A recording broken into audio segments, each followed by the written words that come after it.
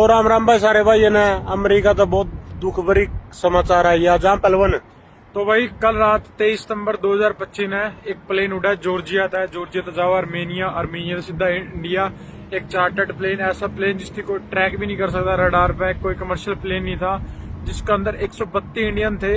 132 में से एक बुजुर्ग भी थी जिसकी उम्र 73 साल थी। अमेरिका में रंदी ने 30 साल तो ऊपर हो गए थे।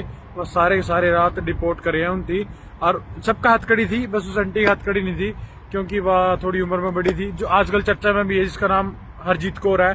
तो भाई अमेरिका फिलहाल डिपोर्ट मोड में है। जब तक ट्रंप रहेगा अमेरिका में इमिग्रेंट जमा नहीं रह सकता। तो भाई सेफ रहो, ध्यान करो भाई सारे भाई। और जो भाई इंडिया डिपोर्ट करे हैं भाई 132 रात दिल्ली एयरपोर्ट पर डिपोर्ट करे हैं मैं, तो मे भी कुछ उसमें हरियाणा के भी, पंजाब की सारे राय हैं भाई उसमें। तो उस बीबी फोटो में ऊपर लगा देता हूँ जो 30 साल में अमेरिका में रह रही थी भाई। राम राम भाई सारे भाई, ध्यान रखो भाई।